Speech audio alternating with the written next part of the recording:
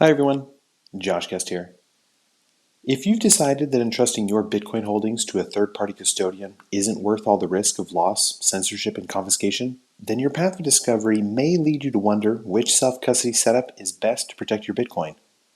After all, self-custody is rather nuanced, and there are a lot of different ways to secure the keys to your Bitcoin kingdom. My goal with today's letter is to ensure each of you understands the basics of different Bitcoin wallet types. It's important to have a good jumping off point to determine the setup that will work best for your situation. Each wallet type has unique pros and cons, and I'm hopeful we can better understand each of them along the way. Before we can truly appreciate how different wallets work, though, it's helpful to remember what your Bitcoin wallet actually protects. One of the most fundamental building blocks of the Bitcoin blockchain is public key cryptography. Public key cryptography helps to facilitate the transparent nature of Bitcoin transactions by associating holdings with specific public keys, often referred to as Bitcoin addresses, that are easily viewable on the blockchain. But it ensures the security of the same holdings through use of the private key indelibly linked to each public key. Anyone at all can view a public key, but only the person or entity who controls the linked private key can move or even claim to own the Bitcoin associated with a particular public address. Simply put, a Bitcoin wallet protects your private key and it helps you move your Bitcoin.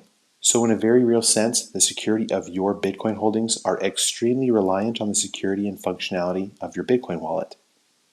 If your wallet malfunctions or gets lost and you haven't maintained some sort of backup like a seed phrase, you could very well never have access to your Bitcoin again. Perhaps you're beginning to understand why securing your wallet and the private key it protects can have such a big impact on the safety of self-custody Bitcoin. This is definitely not an area where you want to skimp on research and preparation. To get you started, let's look at several of the most common wallet types. Number 1, paper wallets. A paper wallet is exactly what it sounds like. With this setup, your private key is written out on a piece of paper, usually as a series of words known as a seed phrase or as a scannable barcode. As you can imagine, a piece of paper is impossible to hack and may also be innocuous enough to evade detection in cases of physical theft. They're also relatively easy to create since you need nothing more than a piece of paper and a writing utensil. That simplicity is often a double-edged sword, though. Pieces of paper are easy to lose and are susceptible to accidental destruction by fire, water, age, or a host of other elements. Many people have tried to mitigate those risks by printing their paper wallet on a more durable material, like wood or metal. But those bulkier materials are naturally more noticeable by someone who might be interested in running off with your private keys. So if you go the route of a paper wallet to secure your Bitcoin, you'll need to decide what trade-offs you're willing to accept. By the way, don't save a copy in the cloud, your email inbox, or the notes of your internet-connected phone or computer. Doing so defeats the entire purpose of having a paper wallet by making the digitized version hackable through the internet. Number 2 is software wallets. Software wallets are probably the most commonly used setup, if for no other reason than that there are so many options to choose from, and people can easily set them up in just a few minutes on their computer or phone. In a nutshell, a software wallet is simply any software program that holds your private key, but they also typically come with a polished user interface to make viewing and moving your Bitcoin as simple as possible. Software wallets suffer from some pretty severe drawbacks, though, in my opinion. They're usually connected to the internet, meaning that your private key is accessible to any hacker smart enough to bypass the security of the app, program, or cloud where your private key is sitting. Your private key is also at the mercy of the developers in charge of programming and maintaining the wallet software. What if there's a glitch? What if there's an insider attack? What if the software company goes out of business or is shut down?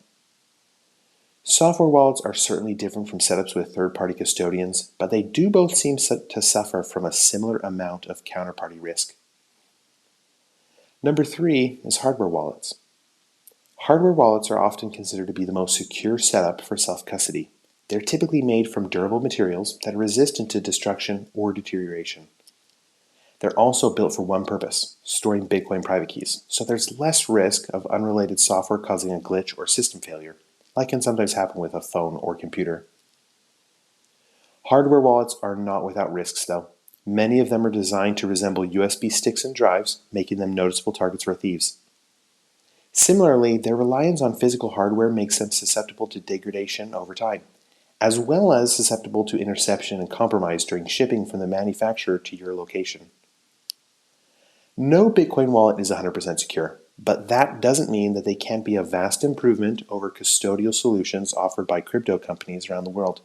After all, whose fingers would you rather have in your wallet? Your own or someone else's?